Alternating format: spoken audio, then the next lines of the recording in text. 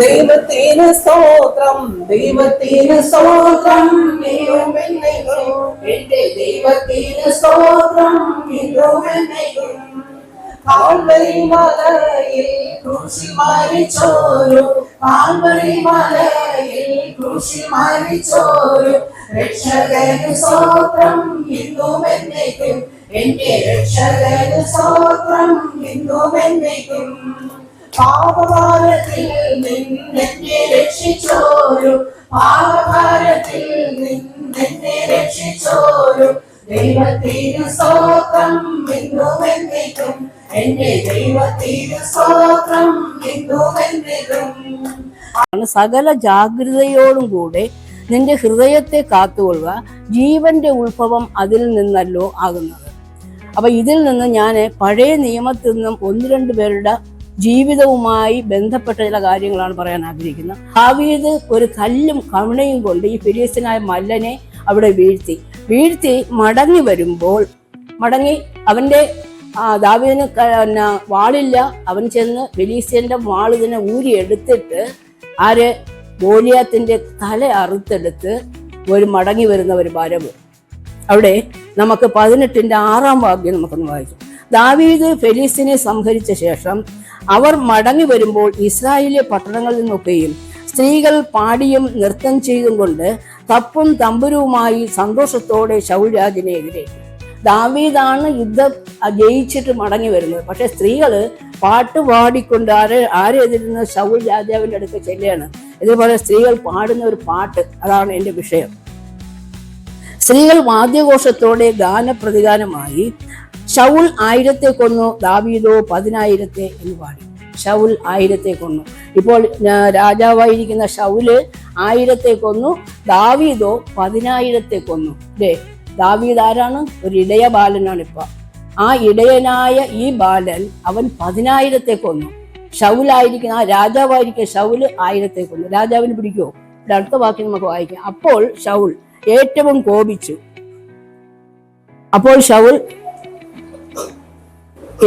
കോപിച്ചു. ഈ വാക്ക് അവന് അനിഷ്ടമായി.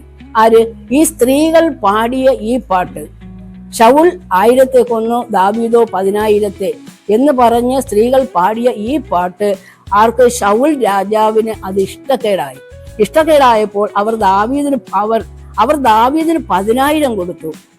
എനിക്ക് 1000 തന്നുള്ളൂ. ആര് പറയാണ്? ശൗല് പറയാണ്, അവർ ദാവീദിന് 10,000 കൊടുത്തു, എനിക്ക് 1000 തന്നുള്ളൂ എന്ന് പറഞ്ഞു. 1000 തന്നുള്ളൂ എന്ന്. ഇനി രാജ്യത്വമല്ലാതെ അവന് കിട്ടുവാൻ എന്തുള്ളൂ? അപ്പൊ ഇനി അവന് കിട്ടാനുള്ളത് രാജ്യത്വമല്ലാതെ മറ്റൊന്നുമില്ല എന്ന് പറഞ്ഞ്, രാജ്യത്വമല്ലാതെ അവന് കിട്ടുവാൻ എന്തുള്ളൂ എന്ന് അവർ പറഞ്ഞു. അന്ന് മുതൽ ശൗലിന് ദാവീദിനോട് കണ്ണുകടി തുടങ്ങി. അപ്പോൾ ഇവിടെ ഇടയബാലനായ ഈ ദാവീദ് പടയെ ജയിച്ച് മടങ്ങി വരുമ്പോൾ സ്ത്രീകൾ പാട്ടുപാടുന്നത് കേട്ടപ്പോൾ ശൗൽ 1000 കൊന്നു, ദാവീദോ 10,000. ഇങ്ങനെ പാട്ടുപാടുന്നത് കേട്ടപ്പോൾ ശൗലിന് അസൂയ തോന്നി. നമ്മുടെ ജീവിതത്തിൽ അടുത്ത വാക്യം പറഞ്ഞു, പിറ്റന്നാൾ ദൈവത്തിന്റെ പക്കൽ നിന്നുള്ള ദുരാത്മാവ് ശൗലിന്റെ മേൽ വന്നു. നമ്മുടെ ജീവിതത്തിൽ ഇതിൽ നിന്ന് ഞാൻ പറയാൻ ആഗ്രഹിക്കുന്നത്, നമ്മുടെ ജീവിതത്തിൽ ഒരിക്കലും അസൂയ എന്നുള്ള ഒരു കാര്യം നമ്മുടെ ഹൃദയത്തിൽ പോലും നമ്മുടെ ചിന്തയിൽ പോലും വരാൻ അനുവദിക്കരുത്. അസൂയ നമ്മൾ പിശാചിന് ഇടം കൊടുക്കുന്ന ഒരു സ്വഭാവമാണ്. അതാണ് ഇവിടെ അടുത്ത വാക്യം, പിറ്റന്നാൾ ദൈവത്തിന്റെ പക്കൽ നിന്നുള്ള ദുരാത്മാവ് ശൗലിന്റെ പക്കൽ വന്നു. നമ്മുടെ ജീവിതത്തിൽ നമ്മൾ വളരെ സൂക്ഷിക്കുക. നമ്മളെക്കാൾ ഉയർന്ന ആത്മീയമായാകട്ടെ ഭൗതികമാകട്ടെ ഒരു വ്യക്തി നമ്മളെക്കാൾ ഉയരുമ്പോൾ നമ്മൾ അത് കണ്ട് സന്തോഷിക്കണം. കർത്താവേ, നിന്റെ നാമം മഹത്വപ്പെടുവാൻ ഇടയാകുമല്ലോ, അവർ ഉയരട്ടെ. നമ്മൾ പ്രാർത്ഥിക്കുക, ദൈവമേ, ഈ ഒരു മനോഭാവമല്ലാതെ അവരുയർന്നു. ഞാൻ എത്രയോ കാലമായി ദൈവസന്നിധി വന്നിട്ട് എനിക്ക് ഇതുവരെ ഒന്നും കിട്ടിയില്ല, അവരെല്ലാവരും നന്നായി. ഇത് നമ്മൾ പറയുന്നത് എന്തെന്നറിയാമോ? ഇത് അവരും കൂടി ഉയർന്നില്ലായിരുന്നെങ്കിൽ എനിക്കത് പറയണ്ട, അസൂയണത്. അവരും കൂടി ഉയർന്നില്ലായിരുന്നുവെങ്കിൽ, അവർ എന്നെപ്പോലെ ഇരുന്നുവെങ്കിൽ എനിക്കൊരു കുഴപ്പമില്ല. ഇപ്പോൾ അവരുയർന്നു, അപ്പൊ എനിക്ക് എന്താണ് അസൂയ ഉണ്ടായി. അപ്പോൾ നമ്മുടെ ഹൃദയത്തിൽ, ഞാൻ ആദ്യം പറഞ്ഞ കുറിവാക്യം, നമ്മുടെ ഹൃദയത്തെ എന്താണ്, നിന്റെ സകല ജാഗ്രതയോടും കൂടെ നിന്റെ ഹൃദയത്തെ കാത്തുകൊള്ളുക. ജീവന്റെ ഉത്ഭവം അതിൽ നിന്നല്ലോ വരുന്നത്. അപ്പൊ ഇവിടെ നമ്മുടെ ജീവിതത്തിൽ ഒരിക്കലും ഒരു അസൂയ എന്നുള്ള ഒരു കാര്യം ഒരിക്കലും നമുക്ക് വരാൻ പാടില്ല. എന്താണ്? അത് പിശാചിന് ഇടം കൊടുക്കുന്ന ഒരു സ്വഭാവമാണ്. ഇവിടെ ദുരാത്മാവ് വന്നു. ശൗലിന് ഇതുപോലെ ഒരു അസൂയ വന്നപ്പോൾ എന്താ പറ്റി? അവന്റെ മേൽ ദുരാത്മാവ് വന്നു. നമുക്ക് പലപ്പോഴും നമുക്ക് ഇങ്ങനെയുള്ള ഒരു കാര്യവും നമുക്ക് വരില്ല. നമ്മുടെ ജീവിതത്തിൽ കൊച്ചു കൊച്ചു അസൂയകൾ ചില കാര്യങ്ങളെ വരുള്ളൂ. പക്ഷേ നമ്മൾ ആലോചിക്കുക, നമ്മൾ ചിന്തിക്കുക, ഈ അസൂയ നമുക്കല്ലാതെ മറ്റാർക്കും ഒരു ദോഷവും വരില്ല. നമ്മൾ അസൂയ ഇല്ലാതെ നമ്മളെ ഹൃദയത്തെ നമ്മൾ ശുദ്ധീകരിച്ച് ദൈവമേ ഓരോരുത്തരും നന്നാകുന്ന കാണുമ്പോൾ, നന്നായില്ലെങ്കിൽ അവർക്ക് വേണ്ടി പ്രാർത്ഥിക്കുക. കർത്താവേ, ഞങ്ങളുടെ സഭയിലുള്ളവർ, കുടുംബത്തിലുള്ളവർ എല്ലാവരും നന്നായിട്ട് കർത്താവേ, നന്നായി കാണുന്നതായിരിക്കണം നമ്മുടെ കണ്ണിനിമ്പം, അതായിരിക്കണം നമ്മുടെ സന്തോഷം. അതാണ് നമ്മുടെ ഹൃദയത്തെ ജാഗ്രതയോടെ സൂക്ഷിക്കണം. അതല്ല മറിച്ചാണെങ്കിൽ ആർക്കാ ദോഷം? അത് നമുക്ക് തന്നെയാണ് ദോഷം. അവർക്ക് യാതൊരു ദോഷവുമില്ല. നമുക്കൊരിക്കലും ഉയരാൻ കഴിയില്ല. നമുക്ക് ഈ അസൂയ ഉണ്ടെങ്കിൽ ഒരുപക്ഷെ നമുക്ക് അസൂയ ഒരു ഹൃദയം നമുക്ക് ഉണ്ടായിരിക്കാം. നമ്മൾ കർത്താവിനോട് പറയുക, കർത്താവിനെല്ലാം അറിയാം. കർത്താവ്, എനിക്ക് പലതും കാണുമ്പോൾ ദൈവമേ എനിക്ക് അസൂയ വന്നുപോകുന്നു കർത്താവ്, ഈ ഒരു സ്വഭാവം നല്ലതല്ല, എന്നെ അത് മാറ്റിത്തരണം. കർത്താവിനോട് തന്നെ നമ്മൾ പ്രാർത്ഥിച്ചാൽ മതി. അതിന് നമുക്കത് മാറ്റിത്തരാൻ ദൈവത്തിന് മാത്രമേ കഴിയുള്ളൂ. അതുകൊണ്ട് അസൂയ എന്നുള്ള ഒരു കാര്യം നമ്മുടെ ആത്മീയമായും ഭൗതികമായും നമ്മുടെ ജീവിതത്തെ നശിപ്പിക്കുന്ന ഒരു കാര്യമാണ്. അപ്പോൾ ഇവിടെ ശൗലിന്റെ ജീവിതത്തിൽ ഒരു ദുരാത്മാവ് വന്നു. പിന്നെ എന്ത് ചെയ്യുന്നറിയാമോ? ഈ ദുരാത്മാവിനെ മാറ്റാനായിട്ട് ദാവീദ് കിന്നരം വായിക്കും. അപ്പോൾ ദുരാത്മാവ് മാറും. വീണ്ടും ദുരാത്മാവ് വരും, ദാവീദ് കിന്നരം വായിക്കും, ദുരാത്മാവ് മാറും. ഇങ്ങനെ ശൗലിന്റെ ജീവിതത്തിൽ ഓരോ സമയം അങ്ങനെ ദുരാത്മാവ് മാറുന്ന മുറിയിൽ, ഹോളിൽ, അരമനയിൽ ഇരിക്കുന്ന സമയത്ത് തന്നെ ദാവീദിനെ കുന്തമെറിഞ്ഞ് കൊല്ലാനൊക്കെ ശൗല് ശ്രമിക്കുന്നുണ്ട്.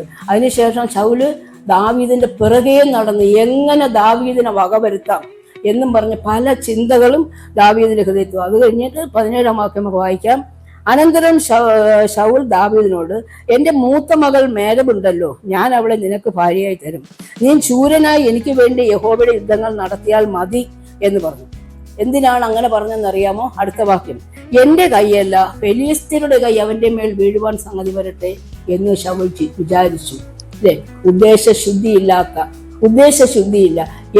അവനെ കൊല്ലണം, അതെന്റെ ആഗ്രഹം. പക്ഷെ ഞാൻ കൊല്ലരുത്, വേറൊരാൾ കൊല്ലണം. നമ്മുടെ ജീവിതത്തിലും നമുക്ക് എന്തെങ്കിലും ഒരാളുടെ ഒരു വ്യക്തിപരമായ ഒരു വൈരാഗ്യമുണ്ടെങ്കിൽ എനിക്ക് പറയാൻ വയ്യ, വേറെ ആരെങ്കിലും ഒന്ന് പറഞ്ഞെങ്കിൽ മതിയായിരുന്നു. അല്ലേ? നമുക്ക് ഇതുപോലെയുള്ളതൊന്നും നമുക്ക് വരില്ല. നമുക്ക് ഒരാളുടെ അടുത്ത് ഒരു വ്യക്തിപരമായിട്ടൊരു വൈരാഗ്യമുണ്ട്. അപ്പൊ നമ്മൾ എനിക്ക് പറയാൻ വയ്യ, വേറൊരാളൊന്ന് പറഞ്ഞെങ്കിൽ കൊള്ളായിരുന്നു. ഇതൊക്കെയാണ് നമ്മുടെ ജീവിതത്തിൽ വരുന്നത്. ഇതെല്ലാം കാണുന്ന ഒരു ദൈവമുണ്ട്. നമ്മുടെ ഹൃദയങ്ങളെ ശോധന ചെയ്യുന്ന ഒരു ദൈവമുണ്ട്.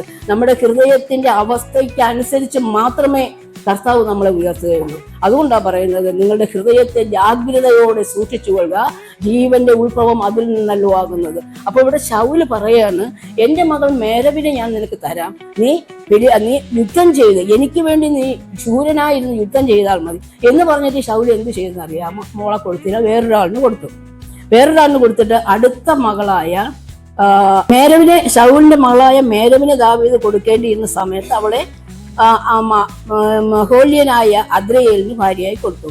ശൗലിന്റെ മകളായ മീകളിനെ കൊടുക്കാനായിട്ട് പറഞ്ഞു. മീകളിനെ കൊടുക്കാനായിട്ട് അതും യുദ്ധം ചെയ്ത് എനിക്ക് വേണ്ടി യുദ്ധം ചെയ്ത് അവിടെ ജയിക്കണം. മാത്രമല്ല മീകളിന് അവളോട് ഒരു ഇഷ്ടം തോന്നി. അപ്പോൾ അങ്ങനെ മീകളിനെ അവന് ഭാര്യയായി കൊടുക്കുന്നു.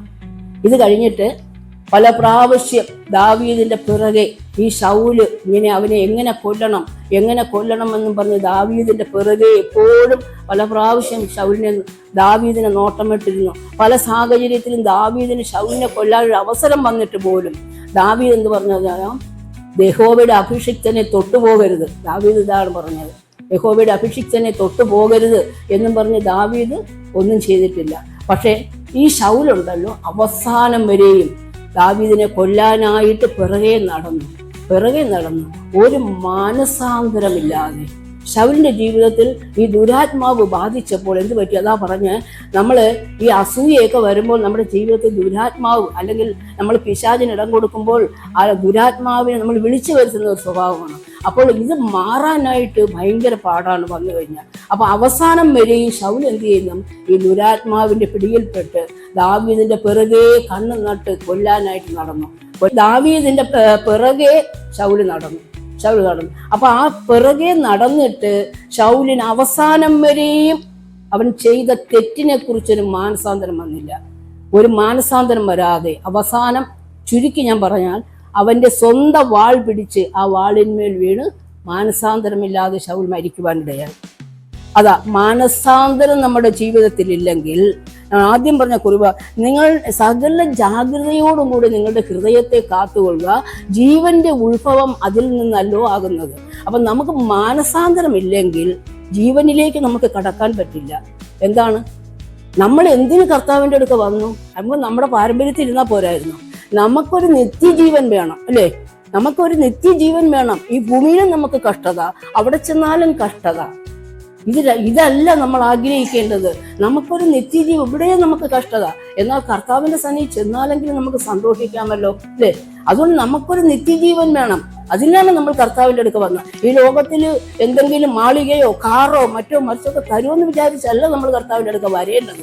ഒരു പക്ഷേ അങ്ങനെയൊക്കെ വിചാരിച്ചായിരിക്കാം നമ്മൾ വന്നത്. ഞാൻ വന്നത് രോഗസൗഖ്യം വേണം, അതിനാണ് ഞാൻ വന്നത്. പക്ഷെ ഇപ്പൊ ഞാൻ രോഗസൗഖ്യം അല്ല ഞാൻ ആഗ്രഹിക്കുന്നത്, എനിക്കൊരു നിത്യതയ്ക്ക് വേണ്ടിയാണ് ഞാൻ ആഗ്രഹിക്കുന്നത്. അപ്പൊ ശൗലിന്റെ ജീവിതത്തിൽ മാനസാന്തരം ഇല്ലാതെ അവസാനം വരെയും സ്വന്തം വാൾ പിടിച്ച് അതിന്മേൽ വീണ് മാനസാന്തരമില്ലാതെ ശൗൽ മരിക്കുവാനിടയായി. അടുത്ത 2 ശമൂവേൽ 11:1.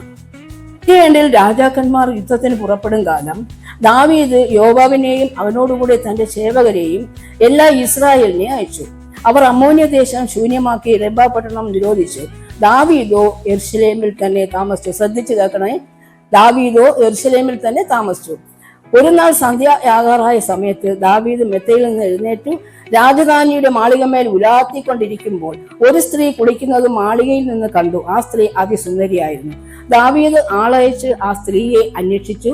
അവൾ ഏലിയാവിന്റെ മകളും ഹിത്യനായ ഊര്യാവിന്റെ ഭാര്യയായ ബേത്ശേബ എന്നായിരുന്നു. ദാവീദ് ദൂതന്മാരെ അയച്ച് അവളെ വരുത്തി. അവന്റെ അടുക്കൽ വന്നു. അവൾക്ക് എതിർശുദ്ധി വന്നിരുന്നത് കൊണ്ട് അവൻ അവളോടുകൂടെ ശയിച്ചു. അവൾ തന്റെ വീട്ടിലേക്ക് മടങ്ങിപ്പോയി. ഇവിടെ എന്ത് പറ്റി? രാജാക്കന്മാർ യുദ്ധത്തിന് പുറപ്പെടുന്ന കാലം എന്നാണ് പറഞ്ഞത്. അപ്പൊ ഇത് രാജാവല്ലേ? ആര്? അല്ലേ? ദാവീദ് രാജാവല്ലേ? രാജാവാണ്. എന്ത് ചെയ്യണമായിരുന്നു? ദാവീദ് യുദ്ധത്തിന് പോകണമായിരുന്നു. നമ്മെ ഏൽപ്പിച്ച ഒരു കാര്യമുണ്ട്. ദൈവം നമ്മെ ഏൽപ്പിച്ച, ഇത് ഞാൻ പറയാൻ ഉദ്ദേശിക്കുന്ന ഇതാണ്, നമ്മെ കർത്താവ് ഏൽപ്പിച്ച ചില കാര്യങ്ങളുണ്ട്. നമുക്ക് തന്നിരിക്കുന്ന ചില കൃപകളുണ്ട്. ഒരുപാട് കാര്യങ്ങൾ ചെയ്യാനായിട്ട് ഒരാളിന് കൊടുത്തിരിക്കുന്ന കൃപയല്ല മറ്റൊരാളിന്. ചിലർക്ക് ഒരുപാട് കൃപകൾ കൊടുക്കുന്നു. പക്ഷേ നമ്മൾ കർത്താവിന് വേണ്ടി അത് വിനിയോഗിക്കാതെ, അത് നമ്മൾ പൂട്ടി വെച്ചിരുന്നാൽ, അത് മാത്രമല്ല നിന്നെ ഏൽപ്പിച്ച ഒരു കാര്യം ചെയ്യാതെ നീ മറ്റുള്ള കാര്യങ്ങളിൽ ഇടപെട്ട്, ഇപ്പം ഞാൻ ചുരുക്കി പറഞ്ഞാൽ സുവിശേഷ വേല നമ്മെ ഏൽപ്പിച്ചിരിക്കുന്ന കർത്താവ്, അല്ലേ? ഒരു ദിവസം അങ്ങ് മടിച്ച് എനിക്ക് വയ്യ പോവാ, എന്നിട്ട് എവിടെ പോയി മറ്റുള്ള ജാതികളുമായിട്ട് കൂടി കലർന്ന് വന്ന് പോച്ചയൊക്കെ അടിച്ച് അങ്ങനെ ഇരിക്കാനായിട്ട് പോയല്ലേ. അപ്പോഴ് എന്ത് പറ്റുമെന്നറിയാവോ? ഇവിടെ ദാവീദ് യുദ്ധത്തിന് പോകേണ്ടതായിരുന്ന ദാവീദ് മാളികയിൽ തന്നെ, അല്ലെങ്കിൽ ദാവീദ് യെരൂശലേമിൽ തന്നെ പാർത്തപ്പോൾ പറ്റിയ എന്താണ്? താഴെ ഒരു സ്ത്രീ നിന്ന് കുളിക്കുന്നത് കണ്ടു, അവളെ വരുത്തി അവളോട് ശയിച്ചു. അടുത്ത വാക്യം പറയുന്നു. അപ്പൊ നമ്മുടെ ജീവിതത്തിൽ നമ്മളെ ജീവിതവുമായി ബന്ധപ്പെടുത്തി ഞാൻ പറയുന്നത് എന്തെന്ന് വെച്ചാൽ, നമ്മെ വിളിച്ച വിളി എന്തെന്ന് നമുക്ക് എപ്പോഴും ഒരു ബോധ്യം ഉണ്ടായിരിക്കണം.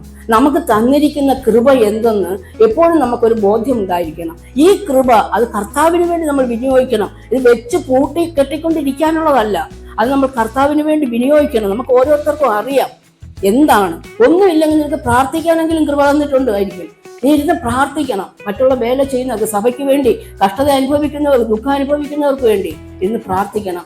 അതല്ല സുവിശേഷ വേല, നീ ആ സമയത്ത് ഏറെ എന്തെങ്കിലും കാര്യത്തിന് ഏർപ്പെടാതെ കർത്താവിന്റെ വേലയ്ക്ക് എന്നെ വിളിച്ചിട്ടുണ്ടെങ്കിൽ നീ അതിന് പോകണം. അതല്ലെങ്കിൽ എന്ത് ചെയ്യും? പാപം നമ്മളെ പിറകെ വരും. എന്താണെന്ന് അറിയാമോ? കയ്യിനോട് ദൈവം പറഞ്ഞു, പാപം നിന്റെ പടിവാതിൽക്ക് കിടക്കുന്നു, അതിന്റെ ആഗ്രഹം നിന്നോടാണ്. അല്ലേ? പാപം നമ്മുടെ പടിവാതിൽക്കൾ എപ്പോഴും നമ്മെ വീഴ്ത്താൻ കിടപ്പുണ്ട്, അതിന്റെ ആഗ്രഹം നമ്മോടാണ്. അപ്പൊ നമ്മളെ വിളിച്ചിരിക്കുന്ന വേല നമ്മൾ ചെയ്യണം, ഉദാസീനത വിചാരിക്കരുത്. അപ്പൊ ഇവിടെ എന്ത് പറ്റിയെന്ന് അറിയാമോ? ആ സ്ത്രീയോട് ശയിച്ചു, അവൾ ഗർഭിണിയായി. ഇവിടെ അടുത്ത വായിക്കുന്നു, ആ സ്ത്രീ ഗർഭം ധരിച്ചു, താൻ ഗർഭിണിയായിരുന്നു എന്ന് ദാവീദിന് വർത്തമാനം അയച്ചു. ദാവീദിന് താൻ ഗർഭിണിയായിരിക്കുമെന്ന് വർത്തമാനം അയച്ചുകൊണ്ട് ദാവീദ് ചെയ്ത് എന്തോരാണെന്ന് അറിയാമോ? ഉടനെ ഊര്യാവിന്റെ അടുക്കൽ, അപ്പോൾ ദാവീദ് ഹിത്യനായ ഊര്യാവ് അടുക്കൽ യോവാബിന് കൽപ്പന അയച്ചു. ഏത്? പടനായകനായ യോവാബിന് ഒരു കൽപ്പന അയച്ച് എത്രയും പെട്ടെന്ന് ഊര്യാവിനെ പറഞ്ഞു വിടാൻ. അങ്ങനെ ഊര്യാവ് ഇവിടെ വന്നു, കൊട്ടാരത്തിൽ വന്നു. അപ്പൊ രാജാവ് എന്ത് ചെയ്യുന്ന അറിയാമോ? നീ ക്ഷീണിച്ച് വന്നിരിക്കുകയല്ലേ, നീ നിന്റെ വീട്ടിൽ പോയി നീ വിശ്രമിക്കുക. എന്തിനാണ്? തന്റെ ഗർഭം വേറൊരുത്തന്റെ മേൽ, തന്റെ ഭർത്താവിന്റെ മേൽ തന്നെ അടിച്ചേൽപ്പിക്കുക. ഇതാണ് ഉദ്ദേശം, അല്ലേ? ദാവീദിനാൽ ഉണ്ടായ ഗർഭം സ്വന്തം ഭർത്താവിന് തന്നെ ഇരിക്കട്ടെ. പല പ്രാവശ്യം എന്ത് ചെയ്തെന്ന് അറിയാമോ? നീ വീട്ടിൽ പോയി വിശ്രമിക്കേ എന്നും പറഞ്ഞു. എന്നിട്ടും ഊരിയാവ് പറഞ്ഞ എന്താണെന്ന്, ഊരിയാവ് 11-ാം വാക്യം, ഊരിയാവ് ദാവീദിനോട്, പെട്ടകവും ഇസ്രായേലും യഹൂദയും കൂടാരങ്ങളിൽ വസിക്കുന്നു. എന്റെ യജമാനായ യോവാബും യജമാനന്റെ ഭൃത്യന്മാരും വെളിമ്പ്രദേശത്ത് പാളയമിറങ്ങിയിരിക്കുന്നു.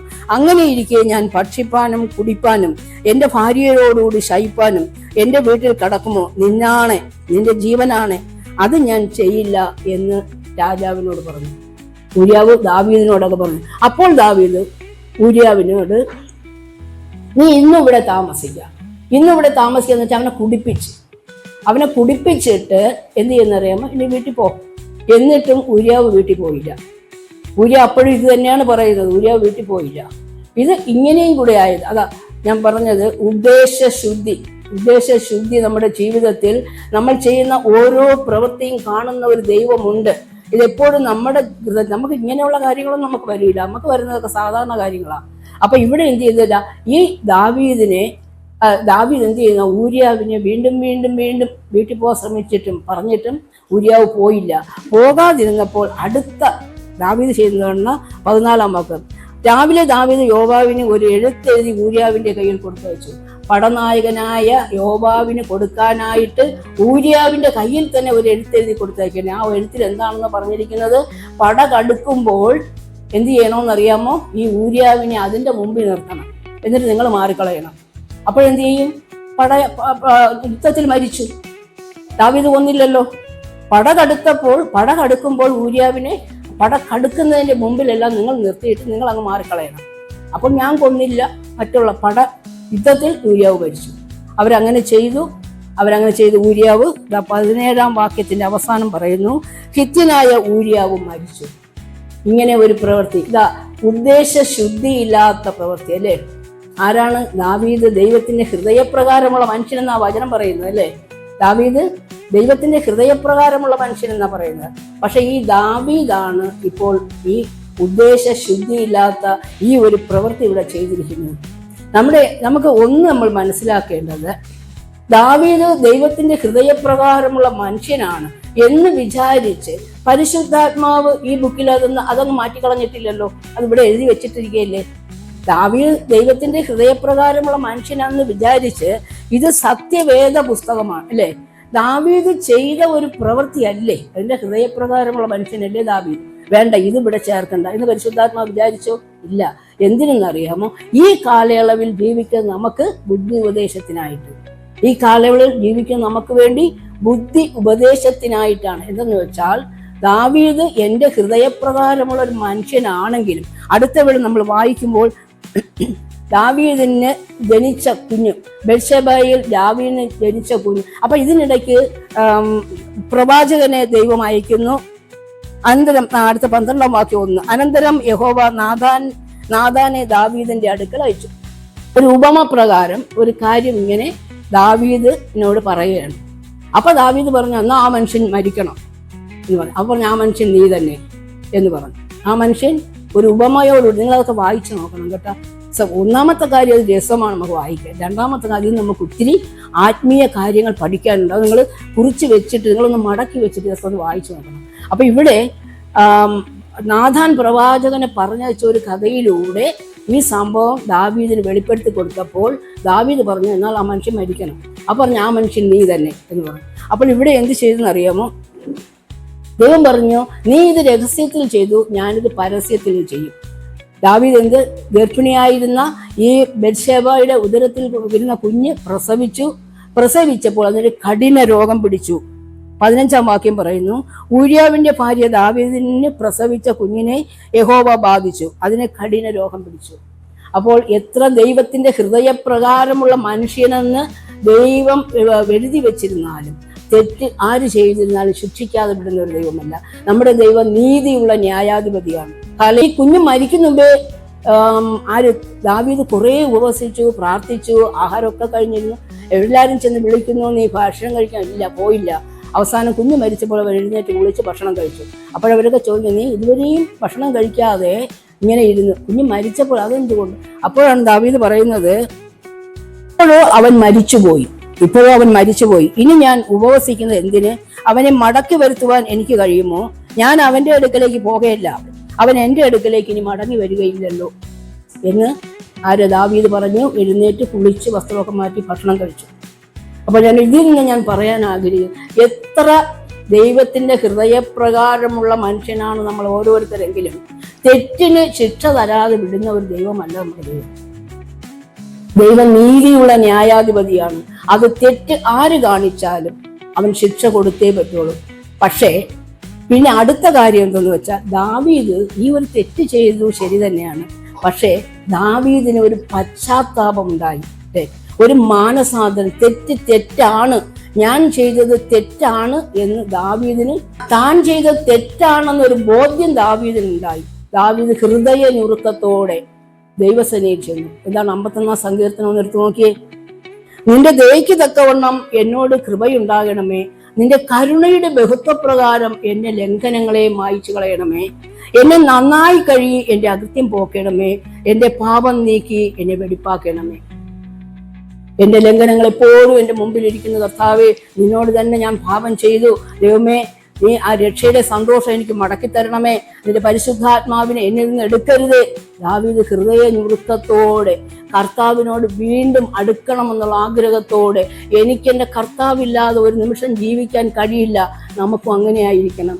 നമ്മൾ കർത്താവ് നേരത്തെ ആനി പറഞ്ഞതുപോലെ അവന്റെ വിശുദ്ധ രക്തം തന്ന് നമ്മെ വിലയ്ക്ക് വാങ്ങിച്ചു എങ്കിൽ, കർത്താവ് പൊന്നോ വെള്ളിയോ അഴിഞ്ഞു പോകുന്ന ഒരു വസ്തുക്കളെ കൊണ്ടുമല്ല, ക്രിസ്തുവെന്ന നിർദോഷവും നിഷ്കളങ്കവുമായ കുഞ്ഞാടിന്റെ വിലയേറിയ രക്തം വില കൊടുത്താണ് നമ്മെ ഓരോരുത്തരെയും വിലയ്ക്ക് വാങ്ങിയിരിക്കുന്നതെങ്കിൽ നമ്മൾ എന്ത് ചെയ്യണം? നമ്മുടെ ജീവിതത്തിലും ഒരുപക്ഷെ തെറ്റൊക്കെ വന്നു പോകാം, മനുഷ്യരല്ലേ, നമുക്ക് വന്നു പോകാം, തെറ്റ് വരാത്തൊന്നും ആരുമില്ല. പക്ഷേ തെറ്റ് വന്നാൽ ഞാൻ ചെയ്ത തെറ്റെന്താണെന്ന് എൻ്റെ ഓർമ്മ വെച്ച കാലം മുതൽ ഞാൻ തിരിഞ്ഞ് പുറകോട്ടൊന്ന് പോകണം. പുറകോട്ടൊന്ന് ഞാൻ പോയി എൻ്റെ ഓർമ്മ വെച്ച കാലം മുതൽ ഞാൻ ചെയ്ത തെറ്റ്. ഇപ്പൊ നമ്മളോട് ഒരാൾ തെറ്റ് ചെയ്തായിരിക്കും, തെറ്റ് ചെയ്യാത്തൊരാരുമില്ല. നമ്മളോട് ഒരാൾ തെറ്റ് ചെയ്യാതെ നമ്മുടെ വിഷയമല്ല. എന്നോടിപ്പോ ഒരാൾ തെറ്റ് ചെയ്തു, അത് അവരുടെ വിഷയമാണ്, തെറ്റ് ചെയ്തവരുടെ വിഷയമാണ്, അല്ലേ?